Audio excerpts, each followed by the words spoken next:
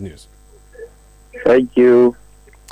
You spoke to us earlier and you said that you were available to provide your client via video link. A few hours later, KC Jabin has addressed the press. I don't know if you followed the details, but a number of things. He has relisted your client on the wanted list. He has issued an Interpol red notice for him, and there are plans to extradite him, to extradite him. What's your initial comment having heard this? Thank you once again, and good evening to our esteemed listeners and cherished viewers. Mr. Davies, there seems to be some noise in the background. I don't know what you can do about it. I said thank you once again. Yes, I heard you. Evening. I heard you. I'm just saying that there's some noise in the background. So if there's anything you can do about it. Are we okay? Yes, we are fine. Thank you so much. Yes. Well, I have heard snippets of what he's supposed to have said at that press encounter engagement. But, well, he has outlined a series of things that he intends to do. We can only watch him to do what he says he's going to do. Even in the light of what we have clearly indicated to him, with medical support, he still thinks that he can go ahead and just abuse his discretion and do what he says he's going to do. It is up to him. He says what? He re-declared him as a wanted person. He has put him on the red alert notice. He is going to force his return into this country, and he is going to commence extradition proceedings. Fair enough. But Kise Jabe should know that there's a matter pending in court which touches on all the things he is spoken to. But I want to believe that he clearly understands what he's doing. Because the justice delivery system is not to be treated casually, especially when you are dealing with the fundamental human rights of a suspect or an accused person at this stage. The mere fact that you are trumpeting the preferred charges against an accused person does not make him guilty. The guilt of any accused person is proven beyond reasonable doubt in a court of competent jurisdiction. Kise Jabe should know that. The Office of the Special Prosecutor should know that. So if he says that he is going to bring him in here, we will all wait for him to bring him. But I can assure him that OforiAtta is not fleeing from justice. He is just not well. He's sick. If that is what Kise Jabe finds a challenge, that is his cup of tea. But at least, it is gratifying to note that he says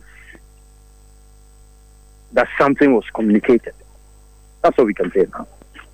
He makes he suggests that your client is engaging in bad faith and that he waited till 6 days before the June visit, which is today's visit, to spring a surprise on the OSP by saying he would rather speak via video link.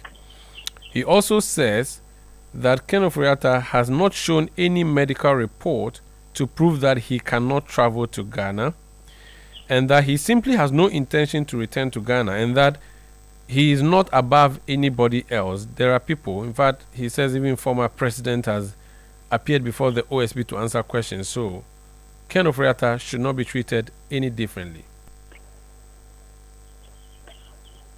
What is the basis for those comparisons? What bad faith has OforiAtta exhibited? He said Ken is simply lying in his bed somewhere and dictating to the OSP, and that in criminal procedure, the suspect cannot determine what the procedure should be. He knows the bed in which Ken is lying, so you should go and bring him. He knows exactly the bed in which Ken is lying, so you should go and bring him. And the Office of the Special Prosecutor should know that circumstances are different and they change. At the time that His Excellency the President of the Republic was invited by the Office of the Special Prosecutor to attend upon the officers, the President was in this country, hadn't traveled. And even if he had traveled, he came back. All right? Kenneth Ofori-Atta is not in the country. And that is known to the OSP. What difference does it make? If I'm supposed to come to see you on the 2nd of June and on the 28th, my doctors have examined me and have indicated that I will not be able to travel because of certain procedures they are going through regarding my health. That cannot be germane. To the special prosecutor, this is no excuse. And that because Ken Ofori-Atta is supposed to be here, he has to be here, nonetheless. He makes the point that the claim of cancer, there was no evidence, there's no signed report by a medical doctor, and that there are people who have various ailments in this country and they still attend upon requests from investigative bodies to come and answer. So Ken is not and ought not be treated any specially. He knows the medical conditions of people. I'm not a prosecutor. He is a prosecutor. He knows the medical conditions of people because apart from being a trained lawyer, he's a surgeon general. He's a medical doctor too. So he knows the medical conditions of people. I cannot claim to have that scholarship. I'm a simple lawyer. And that's all I do. So if he says that he is saying if a letter has been sent to you confidentially about somebody's medical condition, because you are the office of the special prosecutor, you can come into the public domain and disclose. He is saying, I haven't said so, he is saying that there's no medical report. How did he come to the conclusion that Mr. Ken Ofori-Atta is suffering cancer?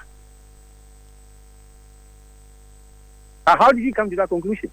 Those of you who went and listened to him, did you ask him that? Does he know what cancerous ailment it is? Which will make it possible for him to travel or not to travel? And I'm not about to involve myself in frivolities, okay? I am not, and I don't claim anywhere to have done medicine. I only did law, and I confine myself to matters of law. He might as well confine himself to matters of law. Mr. Davies, stop postulating. Mr. Davies, he makes a point that whatever he may be suffering from, he has not sent a medical proof that he cannot travel to Ghana and attend on the. But on the if the doctor states in the report we took to him, if the doctor states that he is unable to come, what does that suggest? Or what does that mean? Why, is it not English language? Or it is Greek? He said it's an unaddressed doctor's note. You know something?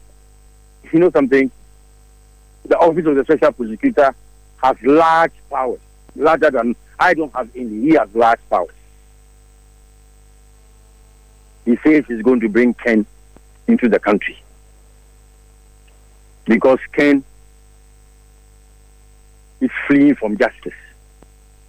And he's really declared him a wanted person and a fugitive from justice. We will all be waiting for him to bring Ken Ofori-Atta into the country. If he manages to do that, that would be embarrassing, don't you think, to your client, especially considering how embarrassing would that be? He may be returned, if we should go by what we see in the movies, in handcuffs brought by Interpol officers. How embarrassing would that be? A person suffers embarrassment only but once. You can't suffer embarrassment twice. His home was raided when he was not in the country. Is that not embarrassing enough? So what again is there for him to be embarrassed by? The option there. Why is he the only accused person or a suspect who will be handcuffed? If there is nothing embarrassing after all. You fall by only one.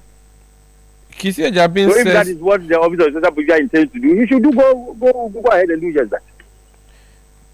Kisia Jabin says that he can choose to surrender and then he may not have to go through this. Would Ken OforiAtta surrender at any of our embassies or any of our investigative bodies? Please don't be asking me such questions. I won't be asking you. You should be asking him those questions. No, he put that as an option for your Yeah, client. I said don't ask me those questions because I won't answer. He says he will bring him, so let him bring him. Very well. If he will not be able to speak, if he will not be able to come personally to the OSP but is ready to do an interview via video link, would he also be open to doing a video interview with the media in Ghana to tell his story? His story is being told as at now to you by me. Is that not good enough? Yes, it is, but not as good as he himself speaking. No, when it's time for him to speak to the media, he will. For now, that is being done on his behalf by his lawyers. Would you make any attempts to block this Interpol red notice, the extradition attempt? Would you block any of these, or you just watch things play out? Why are you ascribing some mundane powers to me? I'm referring to legal blocking, not spiritual blocking. blocking. But why? He has showed his hand. The officer procedure has indicated what he intends to do. Why we all read? Why is he not the largest as we are? And so we'll also see to our options. It's as simple as that. Yeah, that's what I'm asking, if you would be looking through the books to find a way of blocking him. What I'll do for my client is between myself and my client. I don't have to tell you.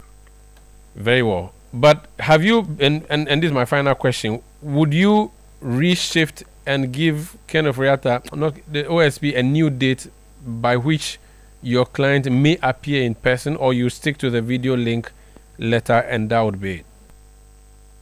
The Office of the Special Prosecutor has indicated that he has responded to our letter delivered to his offices on the 28th of May, and that he dispatched a response on the 30th of May. Yes. I'm yet to see that letter.